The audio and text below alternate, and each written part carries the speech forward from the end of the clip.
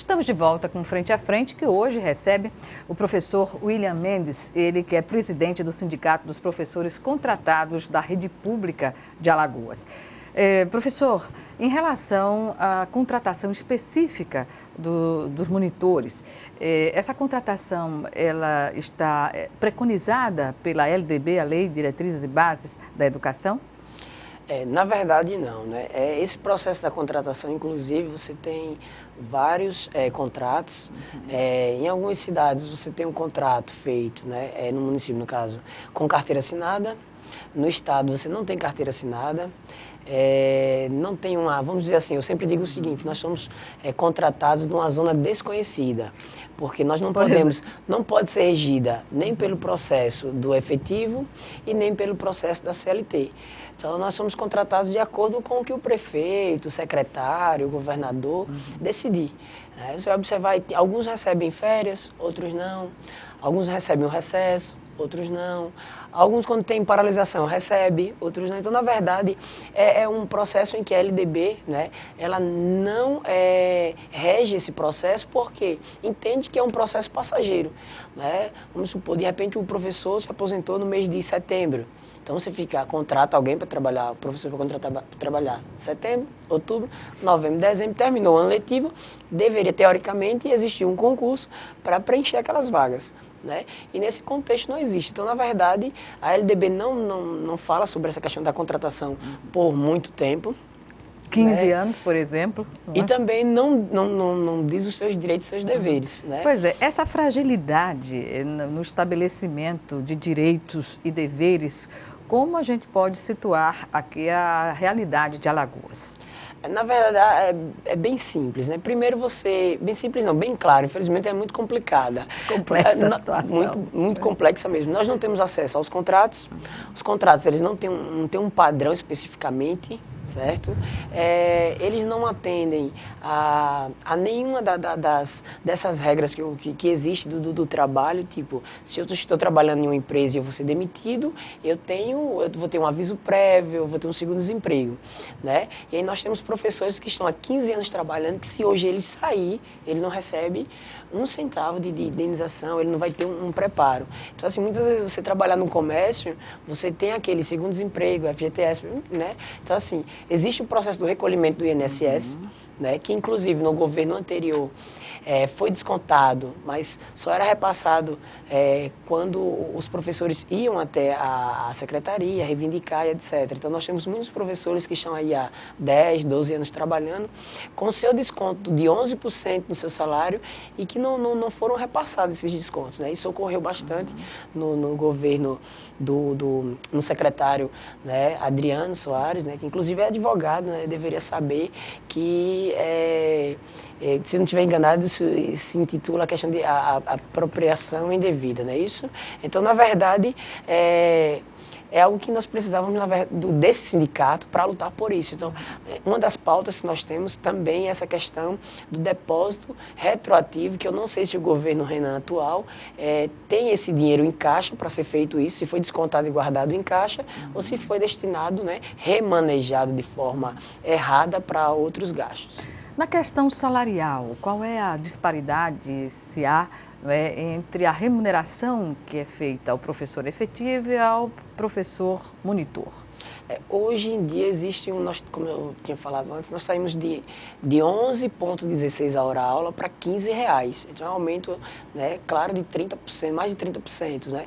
E assim, mas eu acho que o que realmente não é nem a questão. Hoje em dia nós temos vamos dizer assim, uma equiparação salarial. Né? O que fica a desejar é essa questão dos departamentos, porque se você tem 20 horas e trabalha 13, você tem 7 horas de planejamento.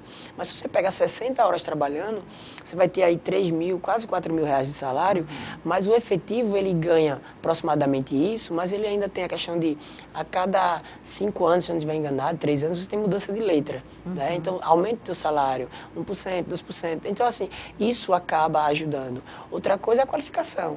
Se eu sou concursado e eu tenho pós-graduação, eu recebo um valor, mestrado, doutorado, outro. Se eu sou monitor e tenho um doutorado, eu recebo o mesmo valor que a pessoa que tem graduação. Então, é uma disparidade. Essa disparidade é uma luta, mas é entre monitores e efetivos. Efetivos. O efetivo, ele tem um valor acrescentado no seu salário. Tipo, Arapiraca, você tem um aumento de em torno de 15% para quem tem graduação e especialização, né? Que é a valorização do magistério em relação à sua ascensão na escala de valores para a questão não só do mestrado, como doutorado e outras especializações, não é? Com certeza. Então, não adianta o monitor, tipo, para que eu vou estudar, para que eu vou me especializar, se eu não vou receber mais por isso. Um esforço inócuo. Se não tem concurso. E tem muitos professores, inclusive, assim, que estão trabalhando em call center. Eu já encontrei 2 professores nossos que deixaram de ser monitores para trabalhar em call center com a empresa que abriu agora aí, né, aqui em Maceió, porque eles dizem o seguinte: lá eu tenho, vamos dizer assim, estabilidade, e o dia que eu sair eu tenho um segundo desemprego, eu tenho FGTS. Então, na verdade, tipo, eu não tenho esse problema de caderneta, porque a caderneta para o monitor é preenchida no final de semana. Como assim? Planejamento final de semana, porque você não tem um departamento durante a semana, e você trabalha, tipo, agora a última seleção, você pode pegar 60 horas. Então, você trabalha manhã, tarde e noite. Não há tempo para fazer esse planejamento pedagógico, não é? E você vai ter uma tarde de descanso. Então, nessa tarde de descanso, eu acho que você vai ter que comprar alguma coisa, ir ao médico. Se tem um filho, no mínimo, uma tarde da tua semana, tu tem que disponibilizar para o teu filho. Então, são coisas, são realidades que nós precisamos parar para analisar. E, nesse contexto, o salário em si, né, não é tanto a disparidade, com exceção da questão quando você tem mestrado e etc. Mas sim a questão das horas trabalhadas, né? Então você tem um total, uma diferença. Se eu tenho 20, trabalho 13, que sou concursado. Quem não é concursado tem 20 e trabalha as 20 horas, fechados em sala de aula. Então, qual a posição do sindicato sobre essa discussão nacional, que reflete, claro, nos estados, da medida provisória que reformula o ensino médio? Na verdade, nós temos são várias vertentes, né? Nós temos um sindicato com 20 pessoas e tem vamos dizer assim, cada um tem sua visão, mas dentro do grupo nós temos concreta certeza assim, que não é a melhor alternativa, porque por uma questão de evasão escolar. Então vamos trazer para a nossa realidade. Quais são os motivos da evasão escolar? Primeiro, mudança de professores constantes. Aí o professor sai, passa 2 meses, aparece outro. Então, o aluno é claramente, essa escola, 2 meses sem ter professor e agora aparece, vou mais não. Segundo, o cartão de transporte. Tem gente que se matricula apenas para pegar o cartão de transporte, porque ganha 50% de desconto no transporte coletivo. Terceiro, época de eleição, vou dar um exemplo bem claro, agora não, que são 45 dias. Mas antigamente, 90 dias, tinha pessoas que deixavam de ir para a escola para trabalhar nas eleições. E a eleição começa de 6 da manhã e vai terminar 10 da noite. Ou o comércio. O comércio, ele deveria existir uma flexibilidade, né, para o aluno que trabalha. Né? Existe isso para o menor aprendiz, mas para o aluno normal ele não tem o trabalhador normal, incentivo. Ele não tem esse tipo, tu larga de 6 horas, pega de 7 na escola. Então faz o seguinte, tu tem 1 hora menos de almoço, em vez de largar de 6, tu larga de 5, dá tempo de chegar em casa, tomar um banho e ir para a escola. Então é todo um processo dentro da esfera da educação que leva o aluno a desistir de estudar. Ou seja, uma realidade conflitante como essa exige tanto do poder público como dos setores sociais, empresariais, a sensibilidade de pactuar, não é, algumas questões que possam viabilizar a vida do estudante e da classe popular que não tem acesso à condição de só estudar. Ele tem que trabalhar para se manter e manter a família, muitas vezes, não é? Correto. Então, assim, essa mudança, dos pontos principais foram exatamente esse. A questão de você, naturalmente, ter a evasão escolar. Mas a evasão escolar, na verdade, tem esses motivos e fora outros que existem. Aí diz, mas a questão do baixo rendimento. Mas é um baixo rendimento por quê? Né? Qual o tipo de educação que nós temos hoje em dia? Será que existe um acompanhamento? Porque, assim, o pessoal do Fundamental 1 inicia, o Fundamental 2 dá continuidade. Aí o Fundamental 2 diz, o pessoal lá do Fundamental 1 mandou o menino para cá sem saber fazer conta, sem saber ler. O médio vai, critica o Fundamental 2. E Na faculdade, as pessoas criticam o ensino médio, mas é uma questão que tem que se parar para analisar. Que vem de lá de trás, né? E tem que observar uma coisa, você tem uma pressão em cima dos gestores para a quantidade de reprovados ser o mínimo possível. Então, assim, você vai chegar e dizer, o aluno aqui não sabe ler. Não sabe ler, tudo bem, mas nós já reprovamos nessa turma 5. E o Conselho Estadual da Educação valida o ensino médio para o aluno que passa no vestibular, não é? Que passa naturalmente nessas condições, por sorte, né? É como se fosse uma loteria, né? Você vai ali, marca tal, etc. Então, assim, na verdade, existe todo um contexto que nós temos que parar para analisar, né? E o sindicato, quanto a isso, nós entendemos que existe uma falha na base, né? Que é a questão do responsável pelo aluno, né?